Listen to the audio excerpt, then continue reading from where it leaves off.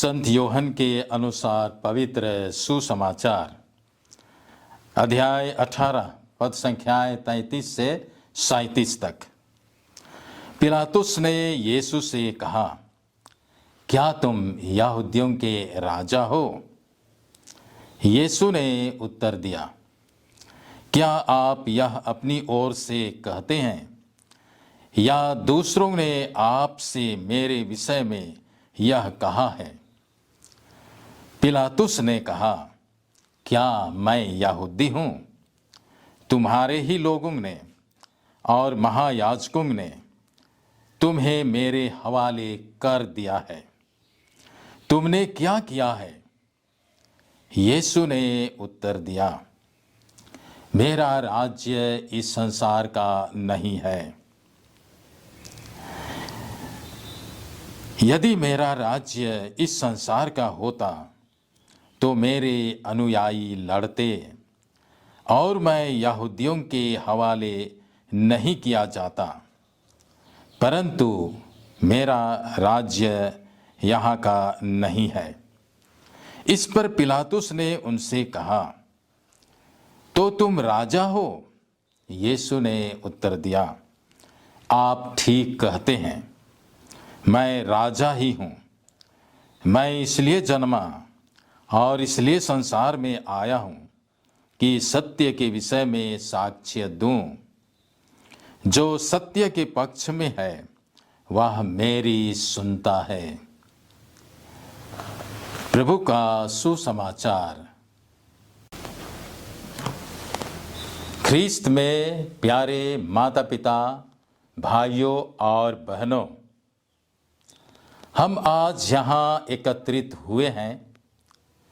आज हम विश्वव्यापी कलीसिया के साथ यीशु मसीह राजाओं के राजा का पर्व मना रहे हैं। आज हम यीशु ख्रीस्त को राजा घोषित कर रहे हैं, जैसे कि नबी दानियल के ग्रंथ में अध्याय 7 पद संख्याएं 14 में लिखा गया है। उसे प्रभुत्व, सम्मान, राजत्व दिया गया और उसके राज्य का कभी विनाश नहीं होगा। आज हम यदि दुनिया के राजाओं के विषय में वर्णन करते हैं तो दुनियादारी राजाओं के पास अपार शक्ति थी। महल थे, सिपाही थे, कर्मचारी थे, रानियां थी और वे ऐश आराम की जिंदगी बिताते थे। लेकिन आज हम ऐसे राजा के विषय में आज हम पर्व मना रहे हैं, जो कि उनके जन्म के लिए भी जगह नहीं थी। बेतलहम में जन्म लिए और उनके लिए जन्म लेने के लिए भी सराय में जगह नहीं थी और जन्म के बाद भी उनको हेरोद के चंगुल से बचना पड़ा और जगह जगह पर उनको बहुत सारी तकलीफें उठानी पड़ी। बैरी के हवाले में उन्हें प्राण दंड दिया गया।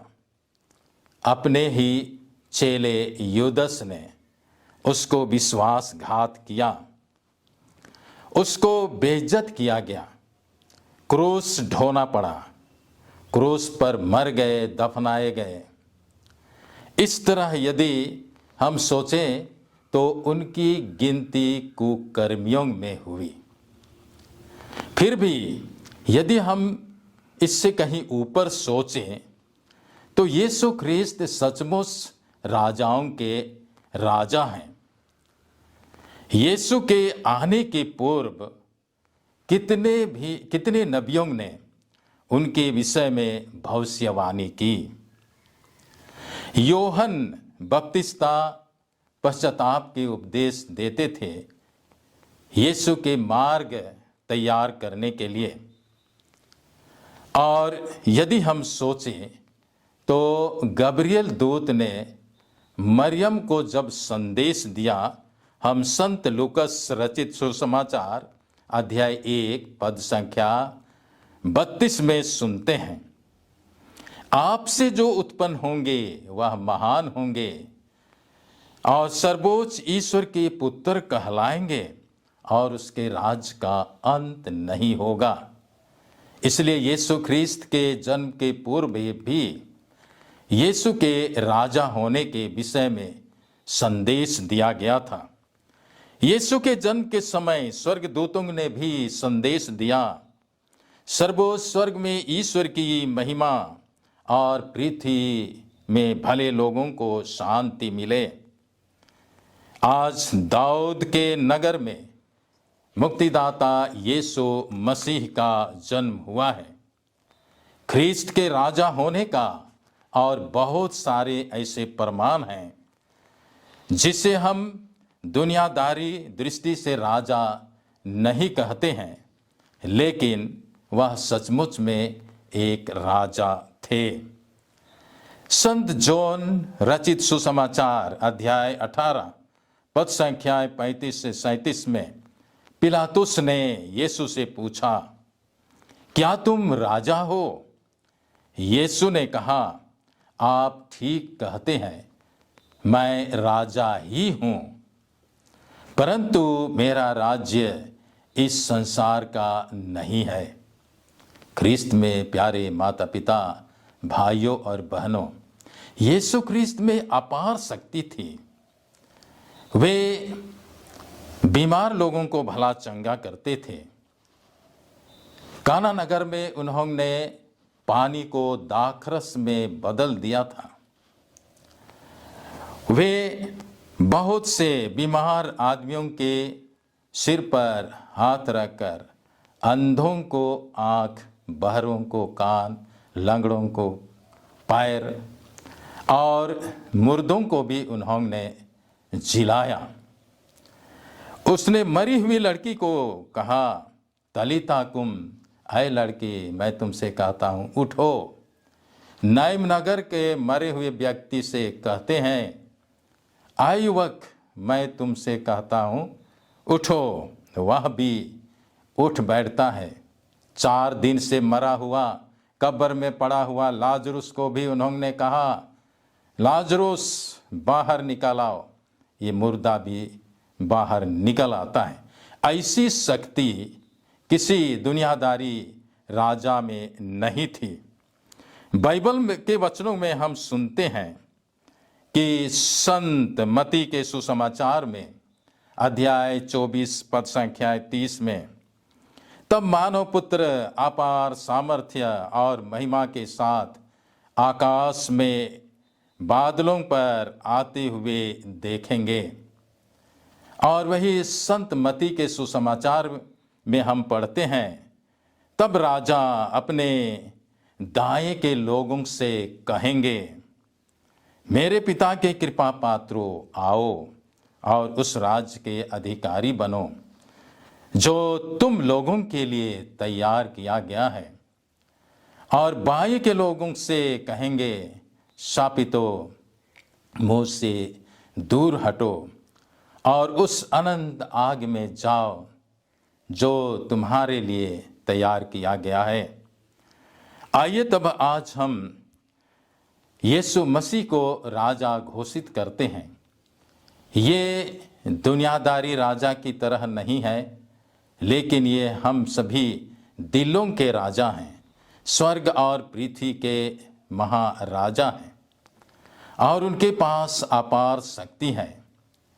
इसलिए हम आज उनको एक ऐसे राजा के रूप में हम उनको मानते हैं कि ये स्वर्ग और पृथ्वी के राजा हैं, उनके कोई सीमा नहीं है। और जब कभी हम उनके पास आते हैं, यीशु मसीह राजा बनकर हमारी सदा देखभाल करते हैं। उन्होंने अंतिम घड़ी में जब वे क्रूस पर यातनाएं सह रहे थे, उनके अगल बगल में 2 डाकू थे, वे भी तड़प रहे थे। बाएं के डाकू ने कहा, यदि आप ईश्वर के पुत्र हैं तो अपने को और हमें भी बचा। लेकिन दाएं तरफ के भले डाकू ने कहा डांटते हुए, तुम्हें ईश्वर का भी डर नहीं है? और उन्होंने यीशु से कहा, प्रभु यदि आप अपने राज्य में होंगे तो मुझे भी याद कीजिएगा। यीशु ने तुरंत उनसे कहा, मैं तुमसे कहता हूं, आज ही तुम मेरे साथ परलोक में होगे। इस तरह यीशु ख्रीस्त को खोजने वालों के लिए यीशु ख्रीस्त तुरंत जवाब देते हैं। ये डाकू भी यीशु ख्रीस्त के साथ ईश्वर के राज्य में प्रवेश करते हैं। इस तरह के राजा जिसने उन्होंने कहा, मैं सेवा कराने नहीं बल्कि सेवा करने और बहुतों के उद्धार के लिए आया हूँ, इसलिए यीशु ख्रीस्त का राज्य का अंत नहीं है। आइए हम उनके पास आए और इस राज्य की आराधना करें और उसके राज्य में हम भी प्रवेश करें, ताकि जहाँ अनंत शांति है, जहाँ सभी प्रकार के सुख हैं, जहाँ अमन चैन है, उस राज्य में हम प्रभु के साथ सदा सदा के लिए हम राज्य करेंगे। इसलिए यीशु ख्रीस्त हमारे साथ हैं, हम उनके साथ रहेंगे। यीशु ख्रीस्त ने इसलिए कहा, याद रखो मैं सदा तुम्हारे साथ हूँ। यही राजा हमारे साथ हमारे जीवन भर रहेंगे और हमारे जीवन के बाद भी यीशु ख्रीस्त हमें सदा राज्य करते हैं। आइए हम उनसे आशीष और कृपा मांगें, ताकि हम आज के इस त्यौहार को अच्छी तरह से मना सकें और प्रभु की आशीष और कृपा प्राप्त कर सकें। आमीन।